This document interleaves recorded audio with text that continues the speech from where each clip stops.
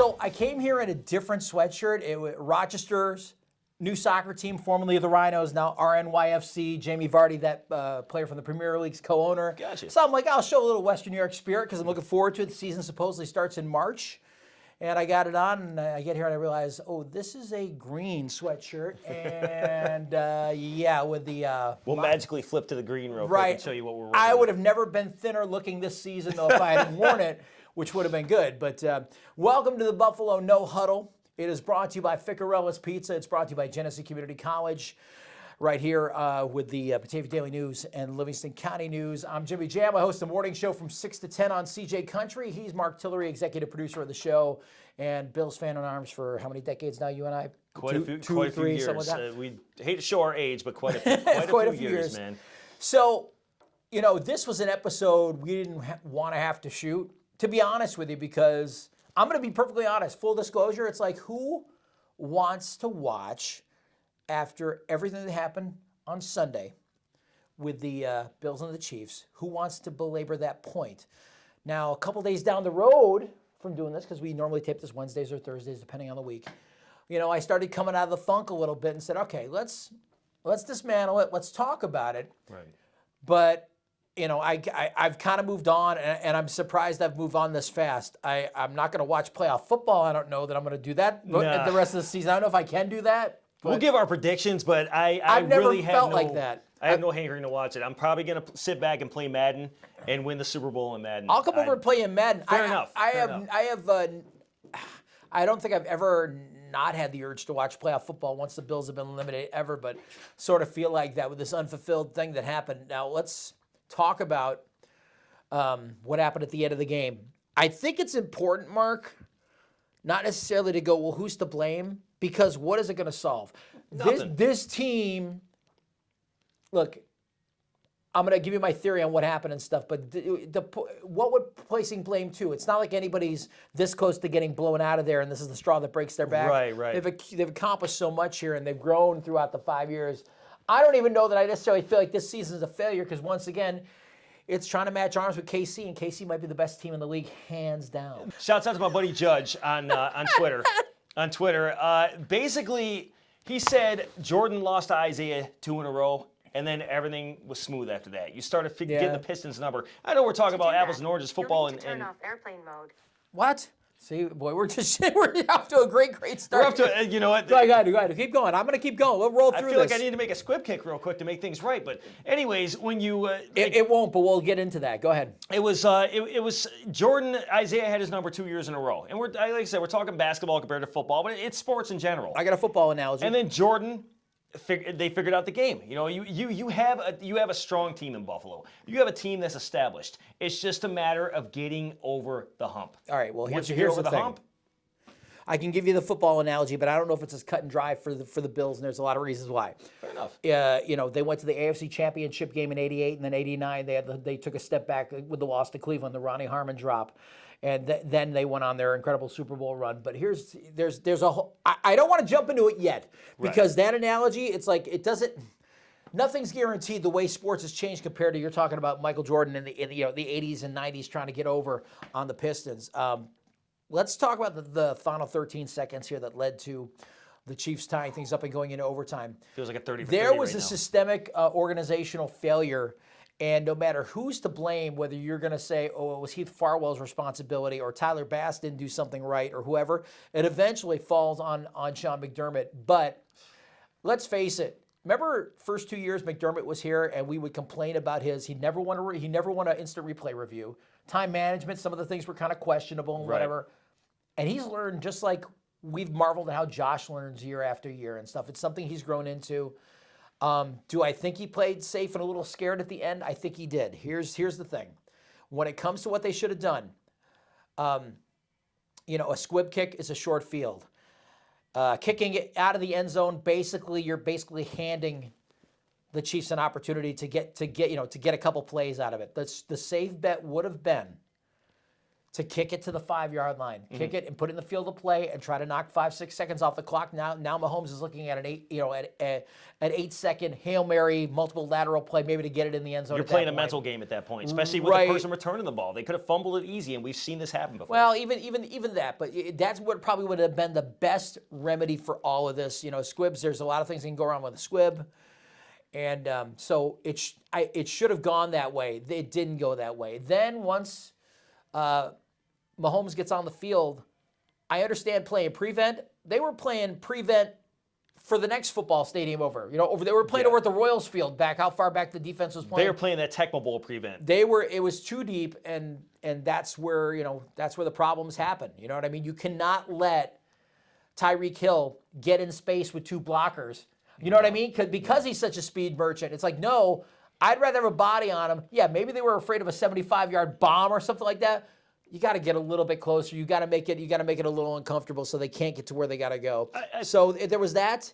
Overtime, I'm not going to complain about it because if we had won the toss, the other side would be complaining, and I don't blame them. If Kansas City's fans have been saying Mahomes should have got in touch with the ball, I'd be all for that. Right. The league needs to change the rules as far as that goes, but the rules are what the rules are right now.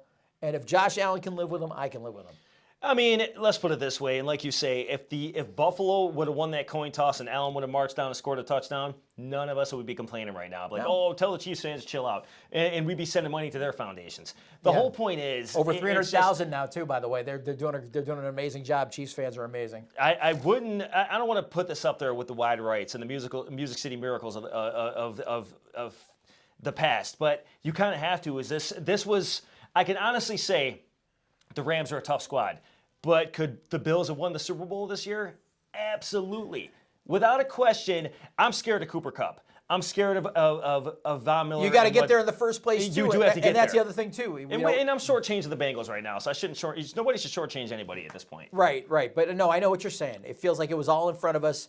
This felt like the year. So let me jump to my next point in this. As a franchise, you would love to think that they're going to continue to grow and do this. And they may very well do it, but here's what you're up against. They built this roster. They basically built a 2-year roster. Now, I thought about this. I think I've brought this up in previous weeks, how the window could close a little bit for Allen after this season.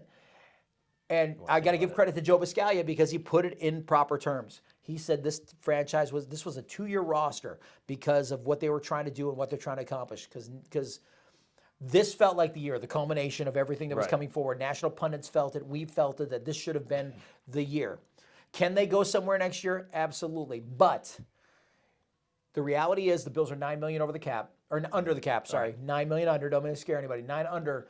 But Josh Allen's contract adds another $6 million this year. They've got some guys that they're going to have to lose to give them cap room to go get a few guys if they want. Do they want a game wrecker pass rusher, which I feel like they do? You got to make some money. You got to clear some room. Do you want another cornerback? Well, based on if Trey White's knee rehab isn't up to spunk, they're going to need it. They're going to need somebody else. They're going to need depth either way. I agree. They're going to need depth below Levi Wallace. And then on top of that, on the offensive side of the ball, you're paying John Feliciano to sit on the bench now because they got an offensive line. They need some depth. They need to get some young talent in there. They need to free some space. They got to get rid of, like Starr could be gone because he'll save $9 million. Right. Beasley could be gone because they'll save X amount of dollars. You're going to see them try to build this franchise forward through subtraction. Because Bean was not kidding when he says it's going to be a lean free agency. They may not make a big splash. Maybe there'll be one big signing. But think about what they added last year. They added Sanders and F.A. Obata, and really that's kind of it. And they built through the draft. And to be honest with you, they got problems because. Let's talk about Epinesa has not produced in 2 years. Right. Let's talk about Basham and Russo were unremarkable in their first years. They really, really were. When you look at their rush rate and stuff like that, those guys aren't the future. Right. I mean, I like what the Rams did. I think Buffalo needs to take some chances with draft picks. Don't pull a Herschel Walker here. But when you see a Von Miller sitting there as a free agent and you know that could change the whole landscape of your defense, why not pick a guy like that up? Let's talk about Chicago. Chicago might be tearing it down all over again. Is Khalil Mack available for a trade? That's another thing to think about. Bring him back to Buffalo. Yeah, where he would love to be. I'm sure he would love to be. Played his college ball in Buffalo. Right. Pro ball in Buffalo. Absolutely. You get it. But I'm saying there's a lot of factors in here, and I think if you're a Bills fan, you have to be realistic about this. And I love the team more than anybody, but I'm also a realist about it too. That don't be surprised if it's going to be a little more of a struggle next year. Okay, the Dolphins are going to hire a new coach. And if they get somebody who can help Tua, maybe that's Brian Daboll. I was going to say that, but you know what I does mean? Daboll want to play Josh Allen? You know what? Better the devil you know than the one you don't. Very true. Very He true. understands. He understands McDermott's tendencies. He understands Josh. You know, maybe there's more benefit to being in the division. I don't know. Maybe he wants to go to New York. I think he'd be a great fit for the New York Giants. They need more help. But, you know, the Dolphins are probably ready. You know, if the Dolphins figure it out and build if they get a quarterback, whether it's Tua or whoever, right, they could be a problem. They could be a real problem. Well, I mean, looking back, I don't want to revisit Sunday too much because it's over, it's done. But, you know, you got the good, the bad, the ugly, and the ridiculous. Where do you feel, because Buffalo came out on fire, scored a touchdown. That first drive was just unbelievable. Mahomes went out there and showed he could tire out that defense. And when you look back at games of past, the one game that stood out to me when Buffalo was just winded, it felt like at the end of the game, is when Terrell Davis ran all over that elite Packers defense way back in the day and just shut down guys like Gilbert Brown. At the end of the game, they couldn't even get up. Right. So you took the number one defense, you tired them out with a fast quarterback who threw the ball okay, but he was running all over. They didn't tire them out, though. They didn't tire them out, though, Mark. Here's the thing. What did we talk about early in the season or later in the season when they were going win-loss, win-loss, win-loss? Yeah. Systemic failure within the lines, the defensive and offensive lines. They got the offensive line fixed. I mean, they kept Josh off his back for the most part at the final quarter of the season. But again, if they've been able to build a pass rush, a real pass rush, you can't look at the games where they sacked sacked the Jets 9 times no, you can't. and call that a win. No. You know what I mean? And they couldn't keep Mahomes contained. They couldn't shut down running lanes to keep him contained. And Mahomes is Mahomes. He's going to do what he's going to do. But by the same token, to never really lay a hand on the guy much. Yeah. One time, what did they get? 1 or 2 sacks, I think, that I can remember. They were in his kitchen, and they couldn't get to him, man. I mean, he was running out of that kitchen and going back to the store to get something. That's how bad it was. Yeah, he broke containment every time. So I really think it goes down to the fact that he didn't wear them down. They just don't have an answer as far as the pass rush goes, and it's a little like I'm going to go back again. Russo and Basham. You know, they're granted they're rookies, fine. But we've got to put some more there. And why keep Starr? They've got to get creative. Why keep Latulele now that he's been surpassed on the roster? He's getting paid how much money? And Harrison has passed him. Wow. You know what I mean? So they got some tough questions to figure out, and it may be building this roster by subtraction and being creative with who you sign and how they work within the scheme of what they're trying to do. I do think the way the coaching search is going right now, I think Leslie Frazier is more likely to stay in Buffalo than leave. He certainly didn't show that he was a head coach that game. I mean, you got to win big games, and you got to step up during big games. No, I don't think that's it. I don't think that's fair because I think the defense was bad at the end. I don't think they were bad the whole game. They were decent. The reason why I don't think Leslie Frazier is going to get a coaching job is because he's already had a bite at the apple as a head coach in the NFL and got fired. That's why I think he's less likely to have a shine on him than Leftwich or Bieniemy or some of these other guys that are up for jobs. This has been just a burning question all week. You saw what Gabe Davis and Josh Allen did to the Chiefs in the second half. And credit to that goes to Stephon Diggs because they were covering Stephon heavily. And other than that 2-point conversion, they rendered Diggs pretty much invisible. But like some people are blaming that on Diggs. Like, no, Diggs probably did his job and allowed Gabe Davis to tear up like he did. So what was wrong with Buffalo smelling blood in the first half? And you knew Tyrann Mathieu was out. He was out. Why didn't we pick on that guy in the first half? I mean, interesting question. Once they went down two people in the secondary, it's an interesting question. The running plays 3 times in a row when Singletary just got stuffed, you abandon the run at that point and you go for the pass. They should have, and here's my problem with Daboll. They should have let Josh Allen loose in the first half and they didn't because it could have been a different second half at that point. But it's no coulda, woulda, shoulda stuff here. I just wish they would have taken more chances in the first half instead of running the ball conservatively. I think when they were down by 9 points in the second half and then Josh really started to heat things up and looked inevitable. Sure, at that point, hindsight's 20/20. Why didn't they do it for the first half? Maybe they just felt, well, here's what we're able to get. Here's what we're able to do. When they went down 2 people in the secondary, I started to think to myself, why aren't we passing a little more? I did think that. But, I look. It's only when the chips were down is when they not took for chances. nothing. He won the game twice. I agree. He won the game twice. So how bad can you crap on what Daboll was doing? Really, at the end of the day, the first half was just questionable. I didn't like. Once they established the run, the first series of downs. We'll talk about that. It was an amazing series. Once you saw Patrick was going to run the ball and it was going to be back and forth, back and forth, back and forth. There was no real battle at that point, and I feel the running game. And they did a lot of dumps to the outside. I do like that, but they went to that play too much too. Yeah. And there was just a lot of stuff where they should have taken big chances and they didn't, and that's what bothered me. But again, I'm not a coach. I'm just standing here and sitting here as a fan, and it's a heartbreaker. I'm just a fan standing in front of a coach, asking him to tell us, why didn't you pass more? Why didn't you pass more? There you go. There was no question of a squib kick at the end of the game if we would have seen a different first half. Let's do awards. Let's rip through this. And then Game awards this time. And let's do game award. We'll do game awards, and then let's talk to our super fan. You guys, Daily News had a contest for top Bills fan. Yeah, let's take this time to give a big shout out and congrats to our Bills biggest fan contest. Oh, you want to go to him now? We're gonna give him a shout real quick beforehand. Okay. And, all right. Big shouts out to little guy Ryan Nichols. I spoke to him yesterday. Hello? Hey Ryan, how you doing, buddy? Just say hi. Hey, this is Marc Tillery of the Batavia Daily News and host of the Buffalo No-Huddle talk show. I want to call you and tell you that we're sorry that the Bills lost on Sunday. How do you feel about that? I'm not happy, at all. I do have some news to cheer you up. Would you like that? Yeah? I want to let you know that you are the official winner of our Batavia Daily News and Buffalo No-Huddle biggest fan contest, and we'd like to have you on our show. Would you like that? Yeah, oh my God. Yes, oh my God. Are you in shock? Yeah. Oh my.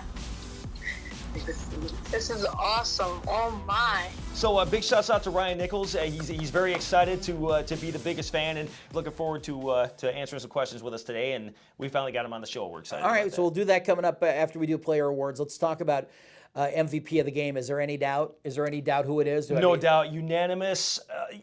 Oh, my God. Let's put it this way. 17. Josh Allen played on another level.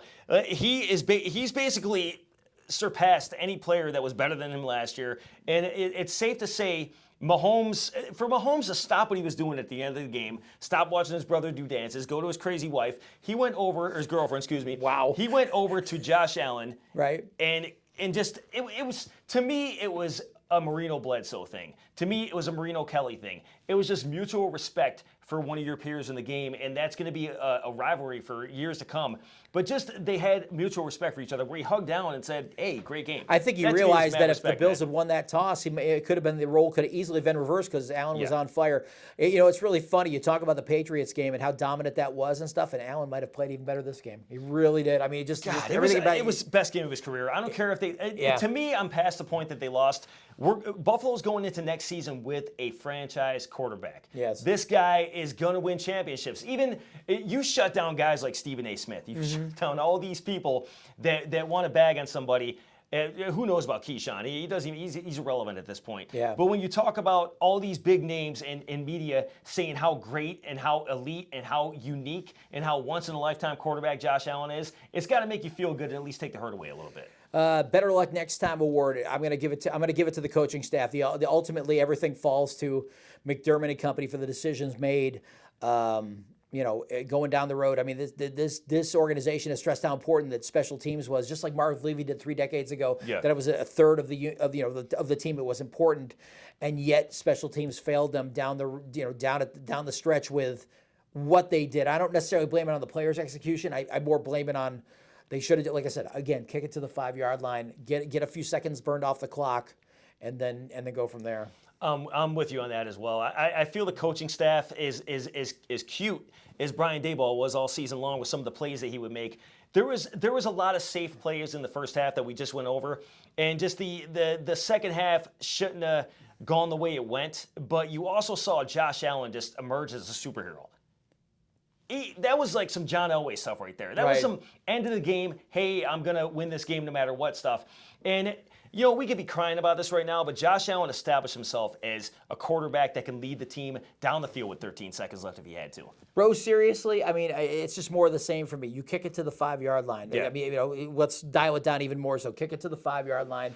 And that's what happens. So you force the Chiefs to try to eat some clock there and have to return it, or else they take a fair catch there and they got to go even further to try to score that touchdown. So. It was definitely a ball dropped, and I'm with you on that. And it was a ball drop when it should have been a ball kicked. It should have been squib kicked. There should have just been no, not squib though. Squib, there's too many problems because somebody upfield touches it, then it's in play. They downing it there, and all of a sudden the ball's at the 40, not at the 5. Kick it deep to the 5. All right, so all right, kick it deep to the 5, and like I said, you're risking a fumble at that point. You're just seeing seconds come off the clock, and it didn't Right, happen. right. That one hurt. All right, so our fan. All right, so we announced earlier that the Batavia News, Buffalo Bills' biggest fan, shouts out to little Ryan Nichols.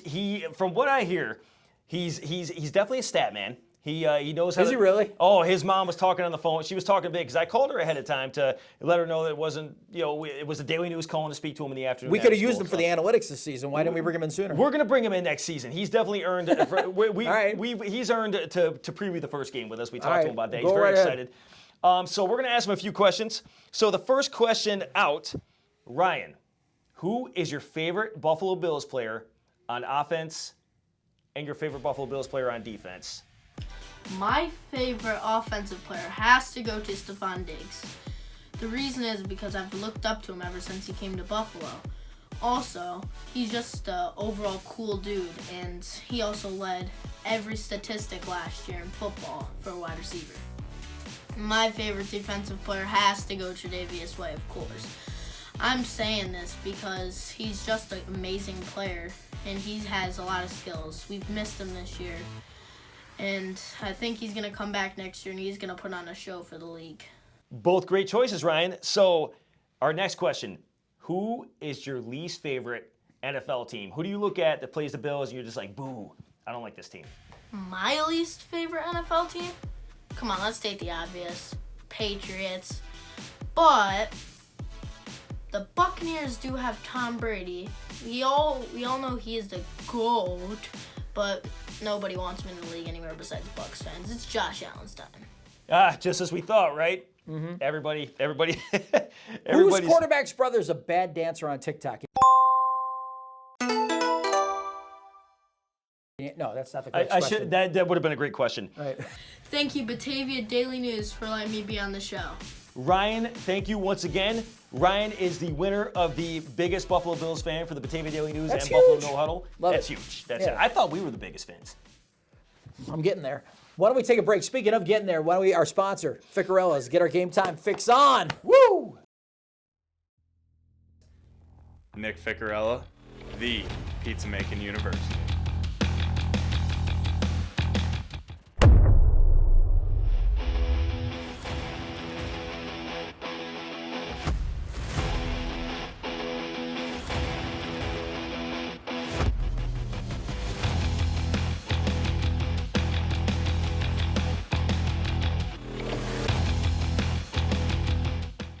All right, let's talk about our year-end awards here. Let's go to our most valuable player for the season. I don't think there's anybody. I mean, I know it sounds pat and it's such an easy answer, but it just really is true. When we thought Josh Allen had a ceiling, he doesn't have a ceiling. He just, once again, it's goodness. I mean, can we say it now? I mean, literally, championships aside, because that's going to be some of the measurement of him down the road. We've got him under contract for another 6 years. I mean, he is our Gretzky. He is our LeBron. He really is. He is our really Lemieux. is. He's God, all that's of a that. great way to put it. I'm not afraid to say he's our Michael Jordan. Like I said at the beginning of the show, Michael lost to Isaiah twice. That was his Achilles. Then the Bulls started establishing themselves as a strong team. Mm-hmm. And I'm sure there's plenty of other NFL teams I could say this about. But Josh Allen, I love to put him in the category as going to be, without a shadow of doubt, one of the greatest of all time. He can be our Jordan, but we need a Pippen. We need a Pippen, and if in football you need a few extra guys. You know what I mean? Look, Pippen may not be enough. We need a few others. John Elway didn't win the big one until he had a key running back, a 2,000-yard running back, which was Terrell Davis. Right. And I spoke about that a while ago. So right. Then he didn't have the greatest wide receivers in the world, but he certainly had established wide receivers that got the job done. And and I'll say it again, when you're running up the middle with a ferocious running back like Terrell Davis, John was open to throw it all day long and shut down some defenses. Most improved of this past season. What's your pick? Definitely, when we're talking about most improved, I think last stretch of games, Devin Singletary stepped up. He's not an elite running back, but he certainly showed that he could play ball, and he's in contention to be the #1 running back next season, unless the Bills throw us a curveball and go for a draft running back. But I think we need to build the defense. It came down to 2 guys for me, but Ed Oliver was already starting to ramp up a little bit last season, and this year he had a good season. But I'm going to go with Harrison Phillips in the final year of his contract. I like him, and he's he's an unrestricted free agent this year. Harry played himself into a new deal. He played himself into the starting lineup over Starr. And he is the he's the Bills nominee for Walter Payton NFL Man of the Year, so he's got that vibe going for him too. I'd like to see Harrison. They need a game record pass rusher, but I like Harry where he is on the line, and I think going forward and stuff, he's an asset for them. Definitely. I like that choice. All right, best moment of the season. What was that for you? Best moment of the season? Oh my! Let's put it this way: it's definitely a Josh Allen thing. And actually, my honorable mention, Stephon Diggs. You. Stephon Diggs. That was one of my favorite moments of the season. Pretty good one. Because we finally gave it to New England like we're supposed to. Love you, Margot. Finally gave it to New England like we were supposed to. But I'd say just Josh Allen becoming that quarterback and it goes to last week. Yeah. Just, when he threw that touchdown with 13 seconds left. Amazing stuff. I was screaming my head off. Eye-popping stuff. And it showed that he is just an iconic player. No, the game is no longer too big for him. Remember in the Houston playoff game? Yeah. The game was a little big for him. He seemed overwhelmed, and now no game is too big for him. He's ready. Biggest moment of the season is watch Josh Allen become an elite in this league. Yeah. It's just there's no way around it. Josh Allen was just awesome, man. But I love you, Diggs, for my moment is two of them. Beating New England the 2 times they beat New England this season, because I love that Patriot fans under the age of 30 don't know what to do with themselves. They don't. I say, guess what? This is what it's like. Trivia question. You only get a mere inkling of what it feels like, okay? So, and not for nothing, while you brag about how many rings you got, this roster didn't win you jack. I'm just saying that. It's funny note on that. I was in a local establishment, and they're all the Patriots fans are jawing off and everything else. I look at this one kid. He's got his blue jersey on. Of course, his blue jersey with Edelman. I go, who is Mosey Tutupu? Don't Google it.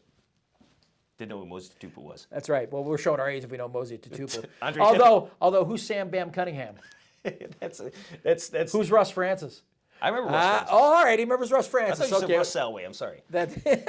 Hey, Muck Dogs. Exactly. Shout out to Russ. There you go. All right, so the cringe moment of the year for me, Jacksonville game, because that is the game. No matter what happened the rest of the season, that was the thing that people go, but they lost to Jacksonville. I'm gonna throw a curveball on this one because you said Jacksonville. I was gonna say Jacksonville, but when you look at another cringe moment, we've already talked about this. Public service announcement: do not throw anything on the field. Stop throwing teddy bears on the field. You can't Just get stop over it. that thing got thrown on the field. I just wish fans would stop doing stupid stuff like that because it makes us all look bad as a fan base. But it's neither here nor there. My conscience is clean. I've never tossed anything on the field, and I'm fine with it. Let them, to be honest with you, we noticed it, but it was less of a national moment than it was the first time it happened. Right, so right. I don't care. It always Whatever. finds a way to come back Idiots. around to the fan base. But Idiots. I guess after talking to everybody in the preseason, how built we were to go in this NFL and do what Buffalo could do this season, and then we lay the egg to the Steelers. That one hurt because it was an actual loss. It wasn't just a close game. Yeah. It was a loss, but I feel with every loss, all 6 of them, that Buffalo built on each loss. And I don't think Buffalo would be the team they are now if they didn't take those losses this season. So you take everything in stride. Every season's going to be different. Everything's an education. Yep. Even during the Super Bowl run, the Bills had to do it by the third time, I think, via being a wild card. You know what I mean? So it's not always perfect. I'll tell you what. Why don't we take a timeout here and bring another one of our sponsors who's been here all season, and we appreciate them, Genesee Community College. Thank you for their hospitality last couple of weeks, too. You're stepping on the line. Genesee Community College. Choose a school where the arts come alive, where science and technology thrive, to create something extraordinary. No matter which path you choose, GCC gives you the tools to start your next journey. Because when you choose GCC, your time is now.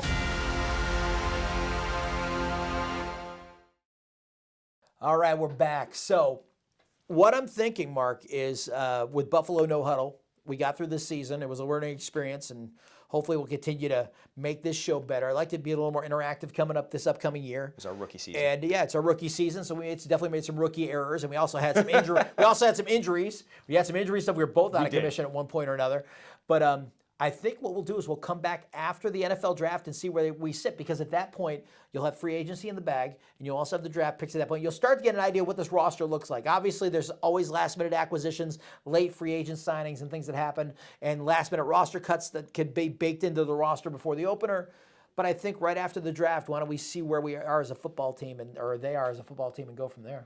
Definitely, I'm looking forward to it. And I knew before the season started, I knew who I wanted sitting next to me the entire time during this. And Jimmy And he couldn't get him, so he had me, which is cool. That's fine. Jimmy and I go way back, and I'm like a sponge around this guy because I always learn from him. I always have fun with him, and we're just it's awesome to do this with him, man. We're finally in a place where we have the opportunity to work with each other, and I'm humbled and proud and honored to be next to Jimmy Jam. I've learned a lot from this guy over the years, and I will continue to learn. He's a sponge, but yet look how clean. Oh yeah, look at that. Once again, I look like I'm always smooth out on the arm. I always look like I fell out of the hamper, but that's the way I roll. That's how I am. At my age, you'll care less too. Trust me, your day's coming. That's it. That's it for the Buffalo No-Huddle from the Batavia Daily News and Livingston County News. Also, special thanks to Alex Brasky for a great helping out this season. And we need to fold him in a little bit more too, because I love having him in the studio with us. We got quite a few guests set for the next season, and we're establishing these guests now. And they see what we're made of now. We're right between Buffalo and Rochester, and we are a Buffalo Bills hub, and people are going to take notice. All right. Oh, and one last thing. The week of the Super Bowl, be listening to CJ Country. The week of the Super Bowl, we're going to have a special major announcement. Okay, that's all I'm going to say, but it's football related. But we'll be talking about the week of the Super Bowl on CJ Country. So that's it for this season. For Marc Tillery, for me, Jimmy Jam, morning 6 to 10 on CJ Country. Thank you for being out there and checking us out and everything. And Bills fans, just hang in there, make a knot in the rope and hang on, and we'll ride this out. The longest offseason in pro sports. We'll be back in April after the draft. Take care. Go Bills.